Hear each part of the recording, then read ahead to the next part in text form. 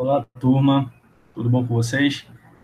Estou gravando aqui essa aula conforme combinado ontem, né? A gente teve nossa aula no dia 29 de abril, na quarta-feira, né? Ontem a gente gravou, fez aquela live, né, com vocês e eu prometi que estaria gravando essa aula hoje, né, na quinta-feira, para que eu possa colocar lá na plataforma, tá certo? Então, hoje, dia 30 de abril, eu estou gravando nossa primeira aula, não, nossa segunda aula gravada, na verdade, certo? Deixa eu transmitir aqui a minha tela do computador, tá certo? Para vocês começarem a visualizar e a gente gravar essa aula. Essa aula vai durar mais ou menos 30 minutos a 40 minutos, talvez um pouco menos. Mas como é a primeira vez que eu estou gravando essa aula, pode ser que ela dure um pouco, me surpreenda e dure um pouco menos, né? Então vamos lá. Transmitir minha tela do computador para que vocês possam visualizar aquilo que eu estou desenvolvendo aqui, tá certo? Então vamos lá, vamos começar, tá certo? Deixa eu compartilhar a tela do meu computador para vocês visualizarem o que eu estou abrindo aqui na minha tela e a gente começar essa discussão, tá certo? Lembrando, estou gravando essa aula hoje pela manhã, certo? São 8h30 da manhã. Ainda estou morrendo de sono, mas vamos lá, né? Bom, já começou a transmitir aqui a tela do meu computador, tá certo? Deixa eu abrir aqui o material, deixa eu abrir, na verdade, a ementa, né? Essa aqui é a nossa ementa, então a gente gravou não, meu Deus. A gente ontem teve a nossa live, né, dia 29 de abril, tá aqui, tá certo? Hoje essa aula está sendo gravada, dia 30 de abril, né? E aí daqui a pouco eu estou subindo ela para o Google Sala de Aula e colocando, obviamente, no YouTube, tá bom? Quando for na segunda-feira, no dia 4 de maio, a gente vai ter uma outra aula. Essa aula vai ser por meio do Google Meet. Ela vai ser a live, nossa live, tá? E assim sequencialmente, né? Sucessivamente, na terça-feira a gente vai ter uma aula também gravada, porque eu não vou poder estar, eu vou estar participando de uma ação também, como foi na quinta-feira, vou estar participando também de uma ação de entrega de cestas básicas no estádio do Arruda, do Santa Cruz. Então, na terça-feira a gente vai estar gravando uma terceira aula, certo? Vai ser nossa terceira aula gravada. E na segunda-feira, né, a gente vai estar fazendo essa próxima live. Então, mas vamos para a nossa aula gravada de hoje, certo? E vai tratar de processos gerenciais, processos de gestão. Tá bom? Vamos lá, então. Deixa eu fechar aqui, minimizar, na verdade. Deixa eu abrir aqui. Pronto, aí vocês já voltaram a me ver, tá? Então, vamos lá. Deixa eu abrir aqui o material. Pronto, vocês devem estar enxergando aqui esse material, certo?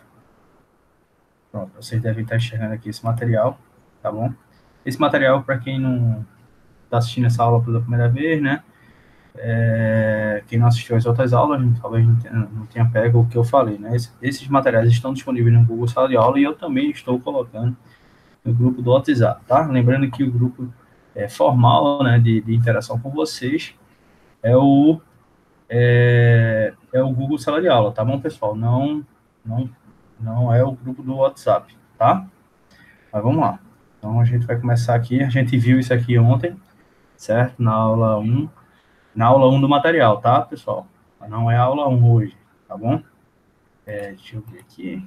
Hoje já é aula 4, tá bom?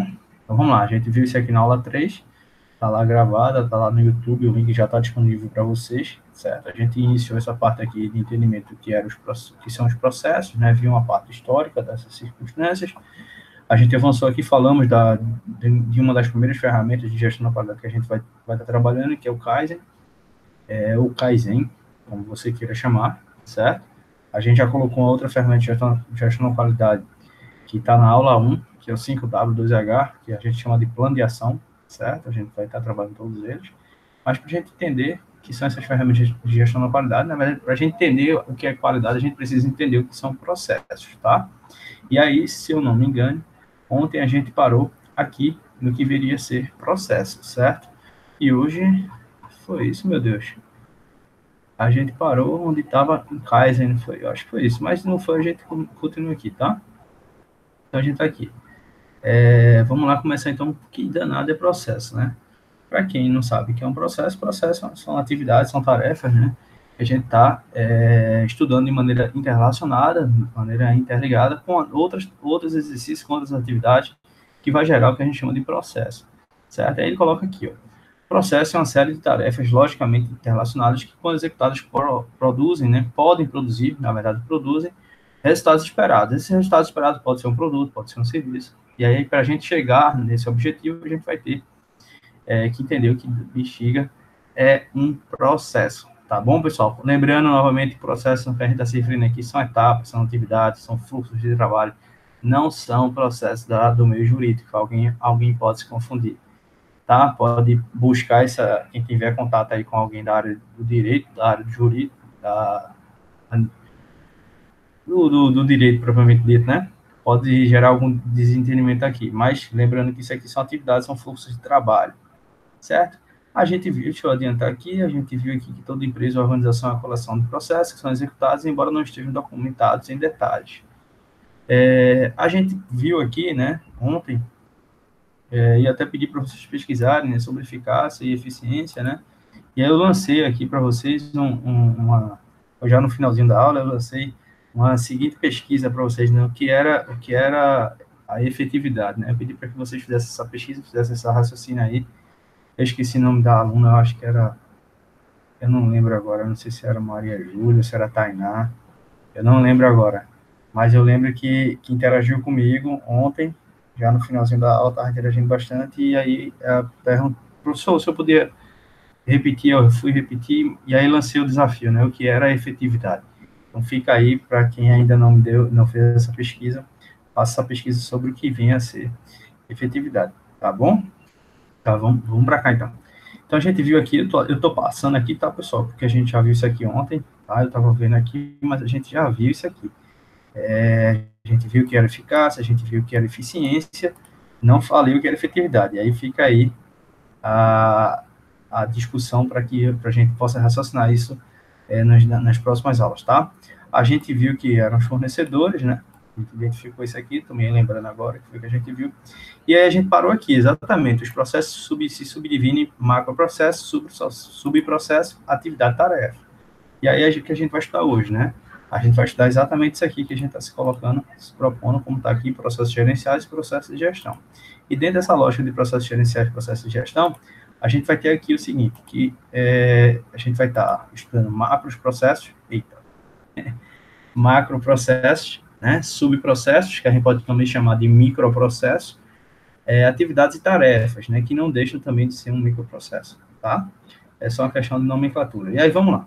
O que danado é um macroprocesso? O próprio nome fala, né? Macro é algo maior, é algo grandioso, então é um processo maior, é um processo que a gente vai estar identificando como algo que vai estar notável na lógica da organização, na lógica da administração, da grande gerência, na lógica de estratégica da organização, pelos principais diretores, pelos principais coordenadores das nossas organizações, né, seja parte, inclusive, das ações do executivo, né? Quando a gente fala do executivo, está na área estratégica, tá? Então, vamos lá. Macroprocesso é um processo que envolve mais de uma função de organização, certo? E cuja operação tem impacto significativo nas demais funções. Como eu falei, como tem impacto significativo nas demais funções, ele está no nível estratégico. Por que tem impacto nas demais funções? Porque justamente ele está no nível estratégico, tá? Ele faz parte do que a gente chama de planejamento estratégico, tá? Dentro dessa lógica, a gente pensar aqueles grandes macros processos, aquelas grandes atividades, e a gente pode depois esmiuçar, detalhar melhor, que a gente vai chamar de subprocessos ou microprocessos, ou atividades ou tarefas. E aí a gente vem numa escala de hierárquica dentro dessa dinâmica de entendimento do que vinha a ser processo. Vamos lá. É um processo que envolve mais de uma função da organização e cuja operação tem impacto significativo nas demais funções.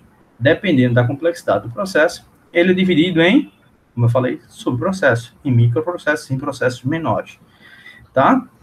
O processo pode ser dividido em quê? Em famílias de causas, como, por exemplo, matérias-primas, máquinas, medidas, meio ambiente, mão de obra, etc. Certo? E métodos, tá? Que são chamadas fontes de manufatura ou fontes de serviço. Vamos lá, novamente, só para a gente gravar isso aqui. O processo pode ser dividido em famílias de causas. Quais são essas famílias? A gente pode dividir esses macroprocessos em matérias-primas, em máquinas, em medidas, meio ambiente, mão de obra, e que a gente chama também de métodos, uma metodologia, né? Que são as chamadas fontes de manufatura ou fontes de serviço, tá? Grava, pessoal, esses que a gente chama de 7 M's, deixa eu ver aqui, 1, 2, 3, 4, 5, 6, não, são 6 M's, né? Gravem esses 6 M's, tá?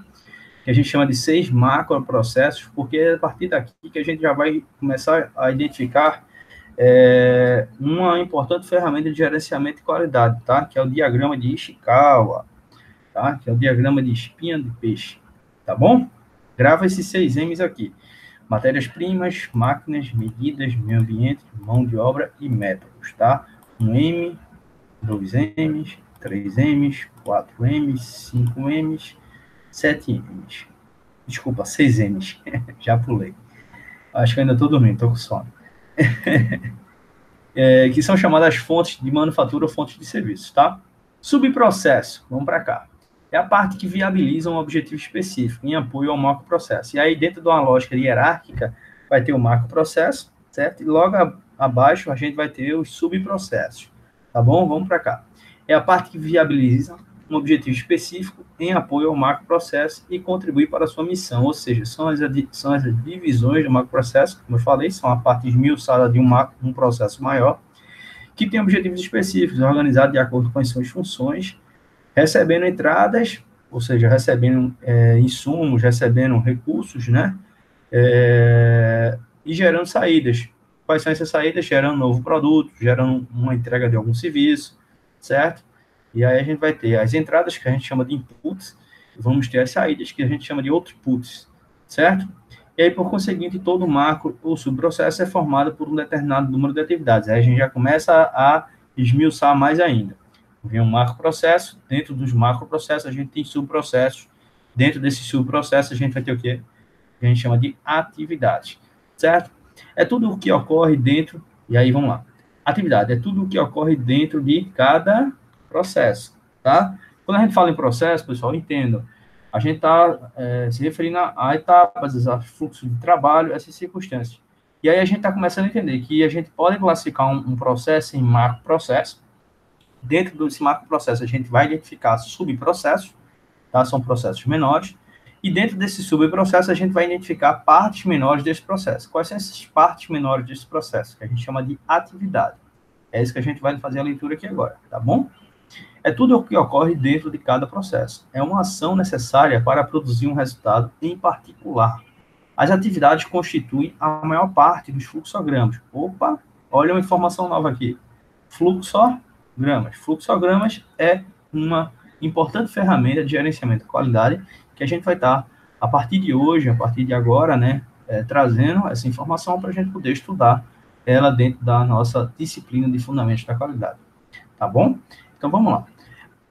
Atividade é tudo que ocorre dentro de cada processo, é uma ação necessária para produzir um resultado em particular. As atividades constituem a maior parte dos fluxogramas e são constituídas por um determinado número de tarefas. Professor, volte aí, por gentileza. O que é fluxograma? Fluxograma é uma demonstração gráfica, certo? Por meio de um layout, em que a gente vai estar identificando, passo a passo, das atividades, das tarefas, dos processos propriamente dito, que estão ocorrendo dentro de um determinado setor, de um departamento, dentro das suas atividades enquanto funcionário.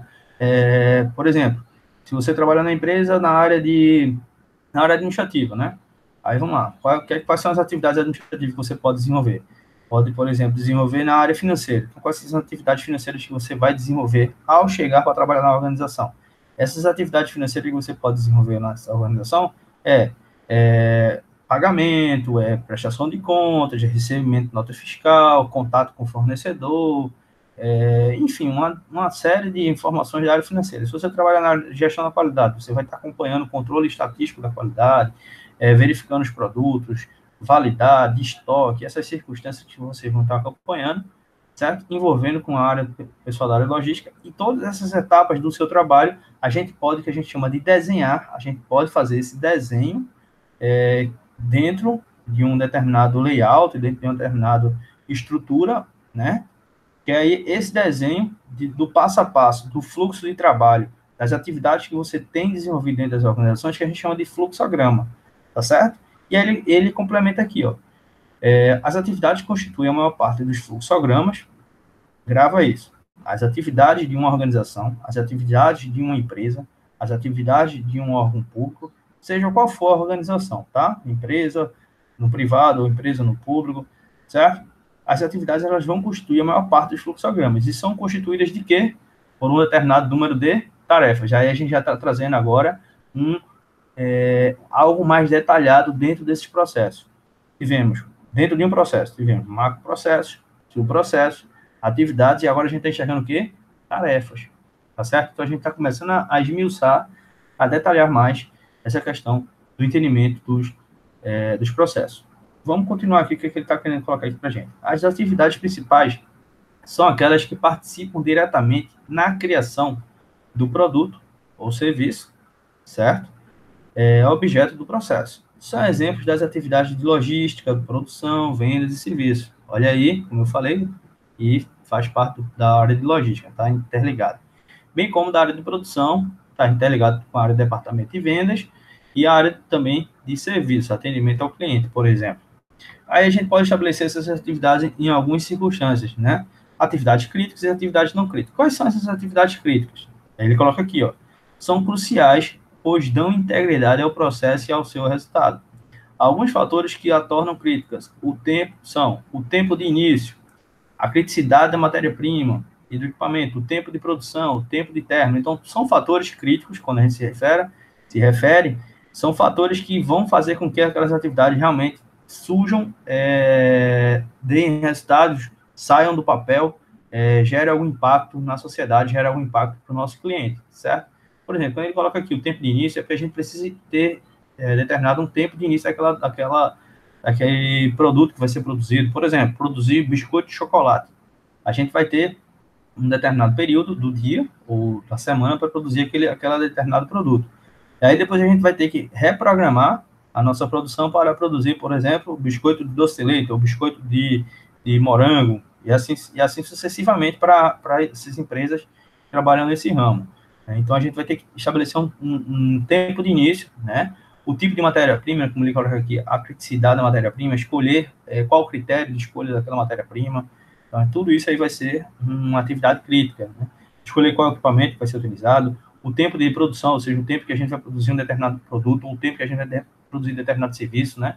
Então, são circunstâncias que a gente chama de atividades críticas, atividades que chamam mais atenções do gestor da área de qualidade. Quais são essas atividades que a gente pode utilizar como não críticas? As atividades não críticas são as que, embora sejam imprescindíveis, embora sejam importantes, certo? Para que o processo possa alcançar o resultado esperado, não têm os predicados, é isso mesmo, predicados que as tornariam críticas. Podem ser realizadas dentro de parâmetros e condições mais flexíveis. Vamos avançando aqui. As atividades devem ser independentes, certo? Não existe uma dependência, tá? E repetitiva, elas se repetem, tá? A gente tem que entender o que é uma atividade dentro dessas circunstâncias. As atividades devem ser independentes, ou seja, elas não têm nenhuma dependência e precisam ser repetitivas. Receber produtos parciais, certo? Mensuráveis, ou seja, que a gente consiga mensurar a quantidade, que a gente possa verificar a quantidade daquele produto, certo? Modificar o produto parcial recebido, ou seja, agregar algum determinado valor. Recebi na minha empresa uma madeira, né? E aí eu vou trabalhar essa madeira, ou seja, eu vou agregar valor àquela madeira. Eu peguei uma madeira que foi cortada, obviamente, de uma árvore, e aí eu vou pegar aquele tronco de madeira que chegou na minha empresa e vou começar a trabalhar naquela madeira, vou transformar ela num móvel, vou transformar ela num lápis, vou transformar ela num quadro, entre outras circunstâncias que envolvam aquela matéria-prima, madeira bruta, tá? E aí, quando é esse processo de transformação, que a gente chama de agregar valor àquela madeira, aquele produto que está ali. E ele coloca aqui, gerar produtos também mensuráveis, que a gente possa mensurar o valor daquela circunstância, tá? Tarefas. Vamos lá, o que a gente falou aqui. Sobre tarefas, né? Tarefas. As atividades de cada processo ainda podem ser divididas em um nível mais detalhado, isto é, em tarefas. As tarefas podem ser somente um elemento, certo? ou podem ser um subconjunto de uma atividade. Olha aí, tem uma diferença bastante interessante aqui, tá?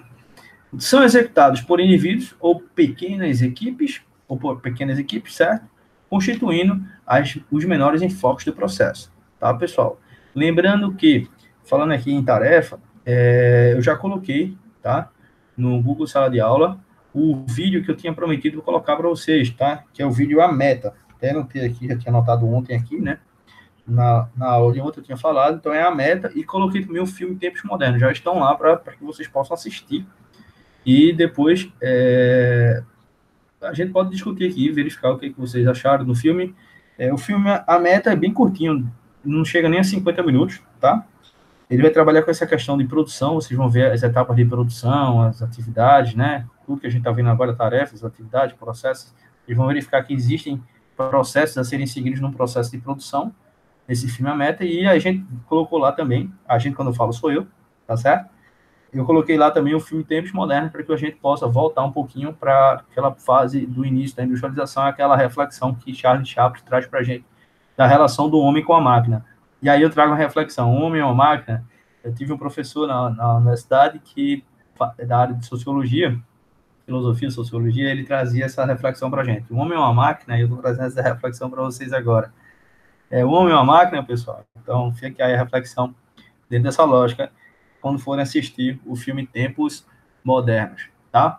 Mas vamos voltar para cá. Não deixe de assistir o filme A Meta, que é muito importante para o nosso curso aqui, não somente para essa disciplina de qualidade, mas também para a disciplina posterior.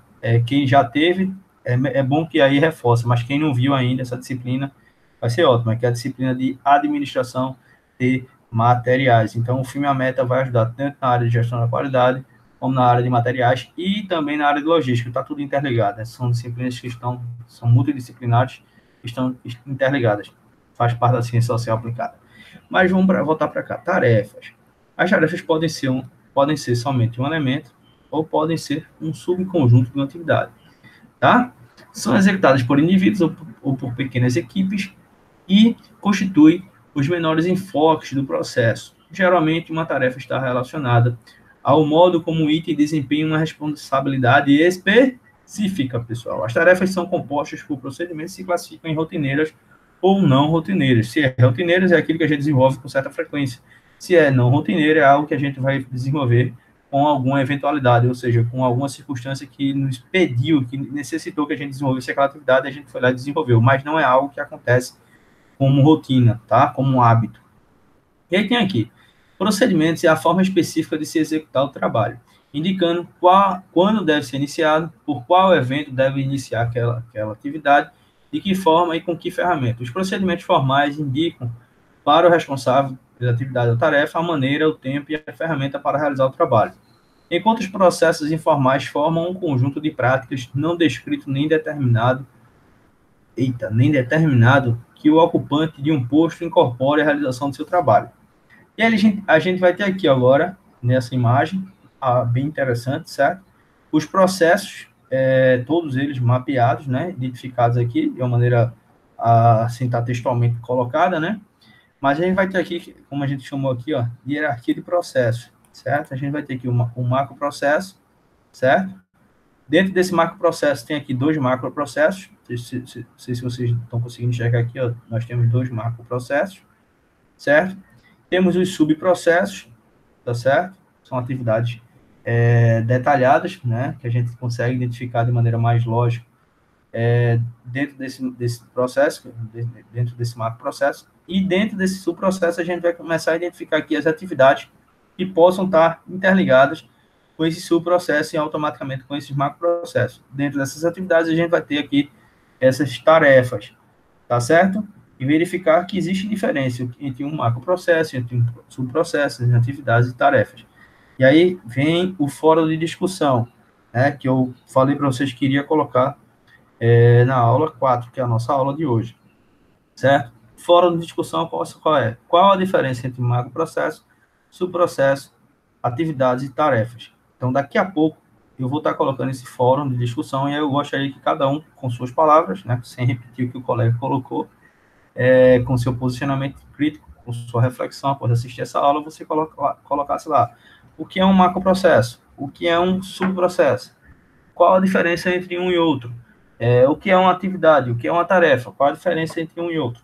Tá bom? E aí, se vocês puderem, podem também dar exemplo, certo? Pegar um exemplo do local onde vocês trabalham, ou do local onde seus pais trabalham, ou de uma atividade do dia a dia de vocês, tá?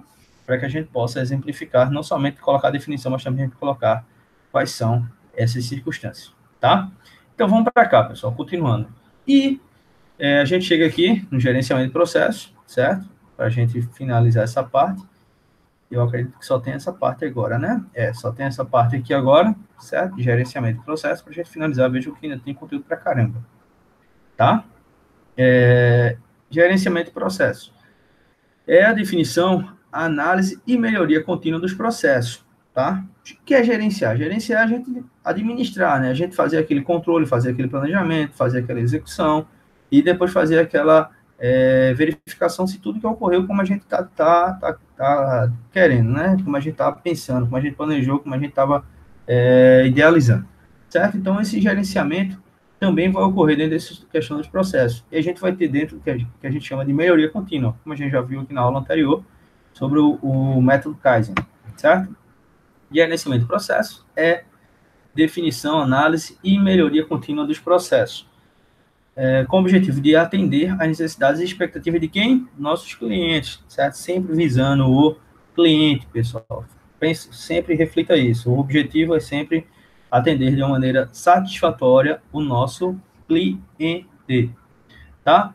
O método de gerenciamento de processos pode ser aplicado em qualquer empresa, por isso tem sido considerado uma ferramenta bastante, eficaz. O que é eficaz? Que atinge o objetivo, pessoal, para agregar valor dos produtos, certo? Quando eu falar agregar valor aos produtos, que aquele produto seja visto como algo valioso para os nossos clientes, certo? E aí um produto, por exemplo, uma camisa branca, certo? Vamos considerar que essa minha camisa aqui é branca, e aí de repente tem aquele símbolozinho da Nike, certo? Você iria comprar uma camisa branca como aquela, em qualquer canto, por R$10, talvez. Aí você vai lá e manda bordar aquele símbolozinho da Nike, certo? Quando você coloca ali, aquele produto ganhou valor, né? Que a gente chama de agregou valor, certo? Quando agrega valor, aquele produto que antes era R$10, por conta daquela bordadozinho que tem como símbolo a marca Nike, a gente vai ter agregado valor, e aí, a partir de agora, aquele produto já pode ser vendido por R$50, R$60, certo? Que as pessoas vão pagar. Por quê? Porque a marca Nike passa o quê? Passa credibilidade.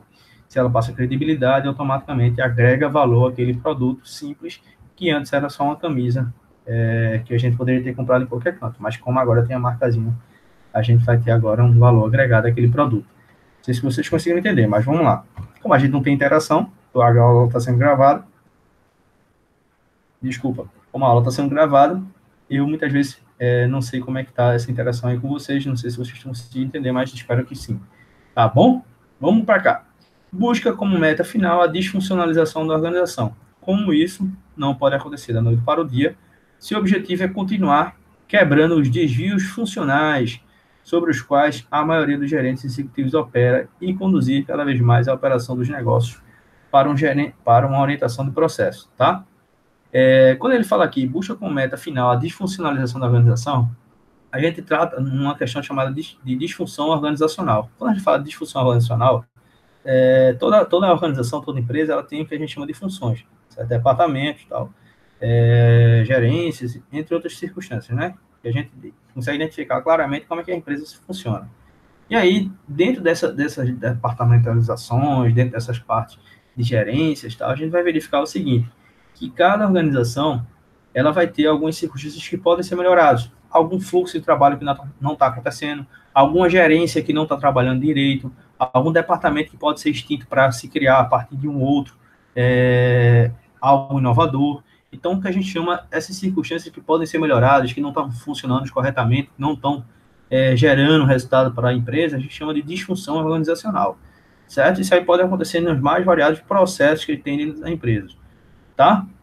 Vamos para cá. Enquanto os processos são conjuntos de atividades, tá, que ocorrem naturalmente e constituem a própria empresa, funções são estruturas lógicas usadas para decompor os processos em partes gerenciáveis. A gente já está visualizando aqui.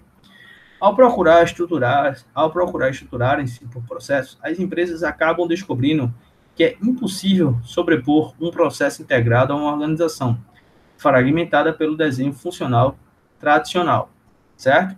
Isso significa que as empresas acabam percebendo a complexidade da mudança de uma estrutura de organização orientada por tarefas para uma estrutura de organização orientada por processos. E aí, pessoal, deixa eu só voltar aqui um pouquinho. Quando ele fala, ó, deixa eu voltar aqui, senão vocês vão estar viajando, tá?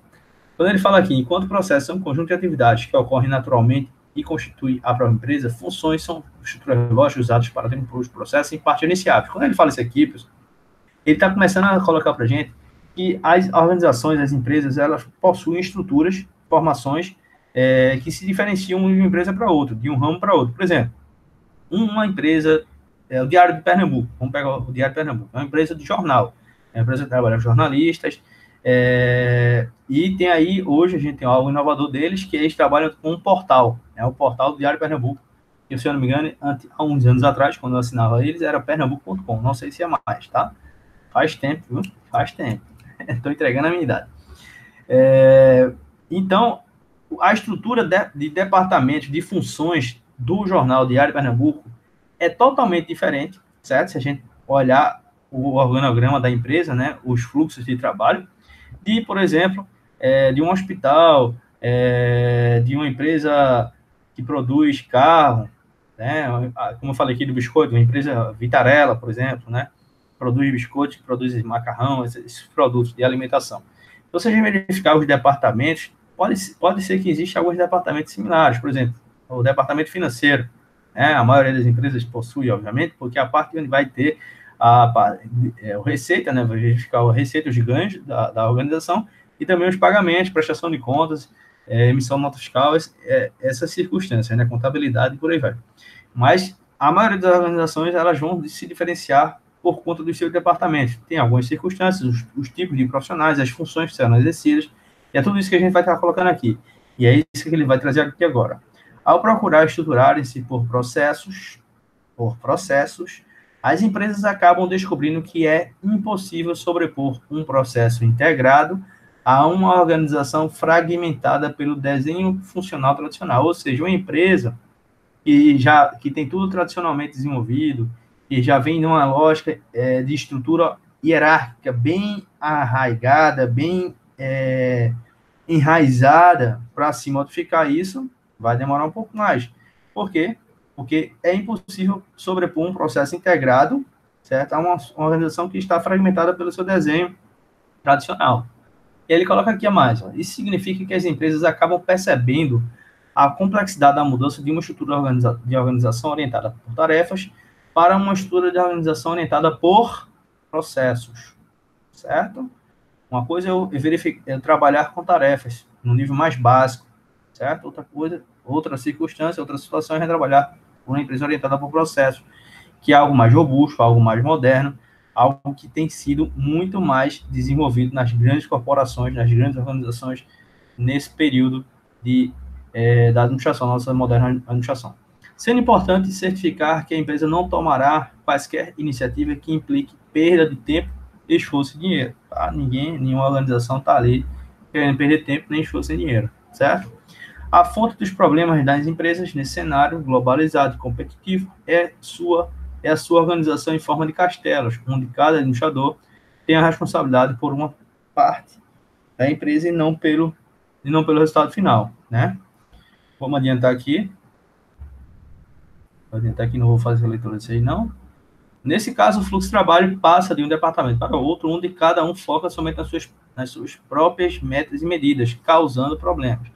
Dessa forma, é preciso rever a estrutura funcional, ou seja, a estrutura das funções de trabalho, e começar a pensar na organização em termos de processos, pois assim é possível aperfeiçoar processos empresariais pela relação entre as funções de cada departamento.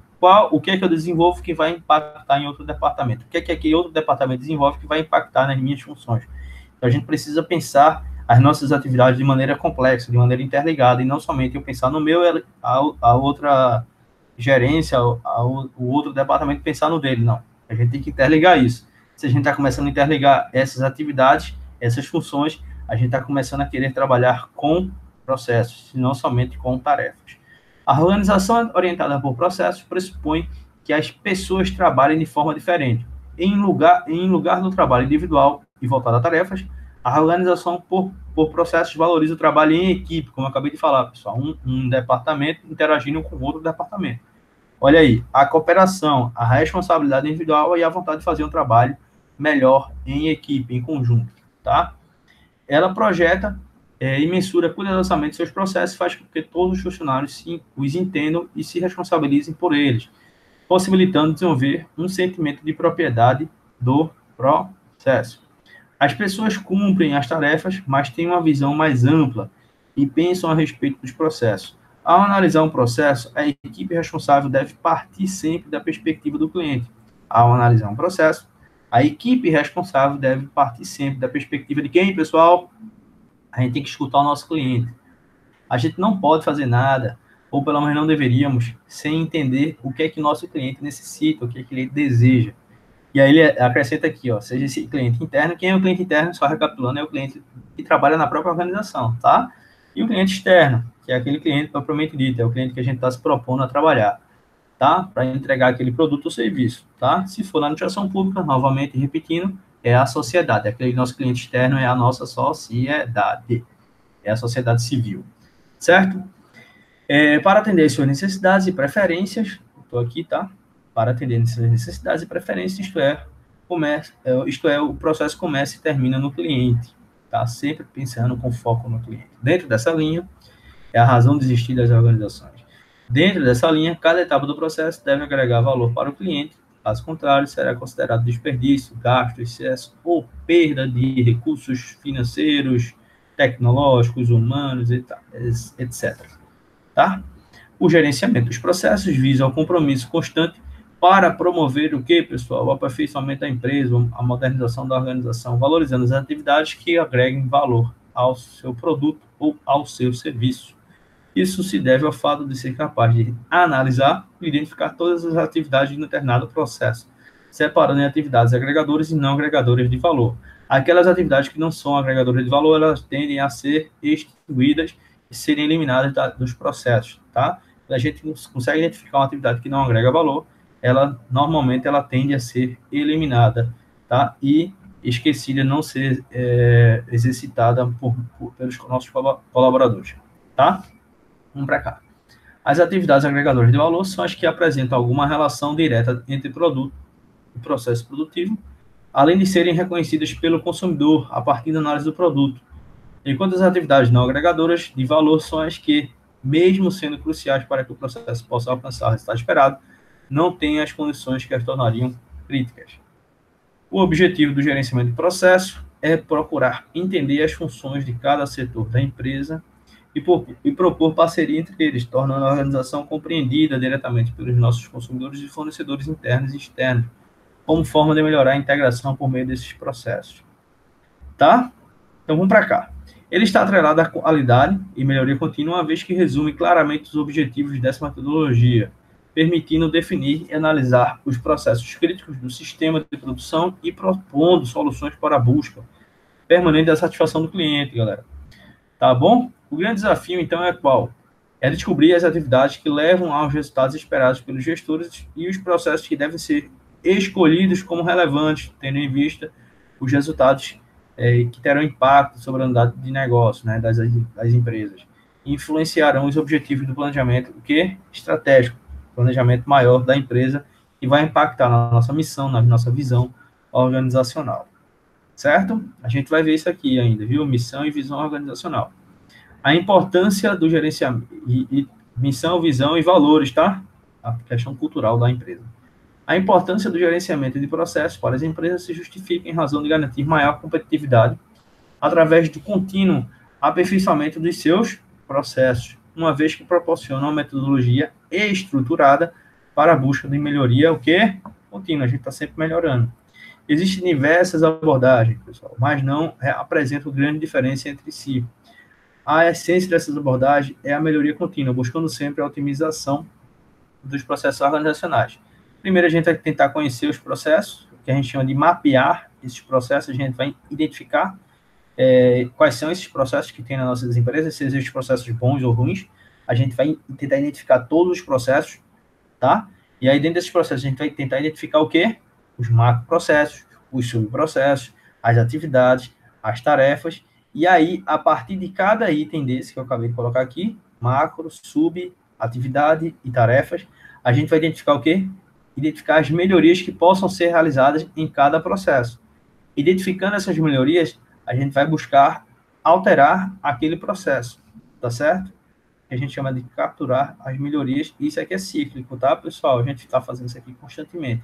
Se a gente identifica que está executando algo de uma determinada maneira, hoje está dando certo, pode ser que daqui a alguns anos, daqui a alguns meses, daqui a algumas semanas, aquela mesma atividade que a gente esteja desenvolvendo daquela maneira não seja tão satisfatória, não esteja gerando valor para mim, enquanto colaborador, ou para a organização. Então, aquela atividade, ou aquela tarefa, ou aquele processo tende a ser extinto.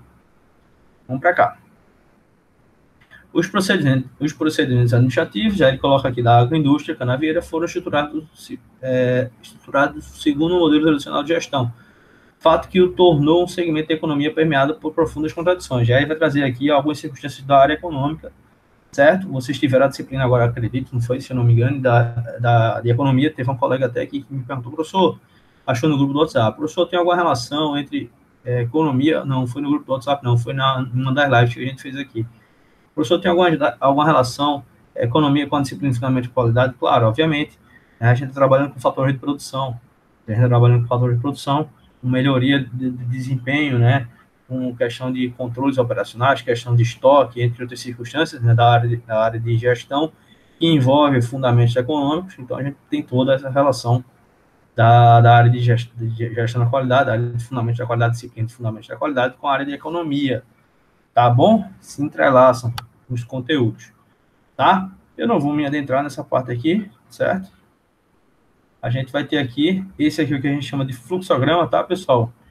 Esse aqui é a caixinha de início, né? Essas caixinhas aqui que a gente vai estar trabalhando aqui, caixinha de tomada de decisão. Quando a gente fala caixinha de tomada de decisão, é porque ela vai separar, ela vai ter o intuito de direcionar as setas conforme a pergunta, né? Prepara o talhão, aí tem aqui sim, não. Colheita manual, sim ou não. Aí você vai ter que decidir para qual caminho vai. Então, isso aqui a gente chama de fluxograma. É exatamente isso aqui que a gente vai estar estudando no nosso dia a dia aqui, até o fim da disciplina, que é uma das ferramentas da área de gestão da qualidade. É o nosso fluxograma. Tá bom? Aí vocês depois fazem a leitura aqui, tem aqui o fluxograma. Vocês concluem a leitura aqui. Tá certo? Mas é isso, pessoal. A gente hoje viu aqui macroprocessos, certo? Subprocessos, atividades, tarefas, e a gente também começou a visualizar aqui uma outra importante ferramenta da área de gestão da qualidade, que são os fluxogramas, tá certo? A gente viu aqui o Kaizen na aula anterior, agora a gente está vendo aqui o fluxograma. Tá bom, pessoal? Olha, bom, como não tem ninguém aqui para que eu possa interagir, deixa eu voltar para cá. São 9h12, né? Eu comecei essa gravação aqui, mais ou menos, eu acho que eram umas... Eu falei, ele eram umas 8h30, não foi? Acho que foi perto de 8h30, então a gente tem aproximadamente aí 42, 45 minutos de gravação. Tá próximo disso, mais ou menos, né? Agora são 9h13 da manhã. Eu vou estar colocando essa aula lá no YouTube e daqui a pouco vocês vão poder assistir. Tá bom, pessoal? Muito obrigado. Essa aqui foi a aula 4. Na segunda-feira, dia 4 de maio, a gente vai estar fazendo a nossa live. Não percam. Bom feriado para vocês no dia do trabalhador. Aproveitem para estudar, tá? Aproveitem aí para se dedicar aos estudos, que nesse período agora a gente está em casa, isolamento social, mas é importante que a gente se dedique aos estudos até para ocupar nossa cabeça. Bom estudo para vocês. Bom feriado aí, dia de trabalhador, para quem for curtir feriado, né? Para mim, todos os dias estão sendo feriados, exceto quando eu estou aqui dando aula para vocês. Tá certo, pessoal? Se cuidem, fiquem com Deus. Grande abraço.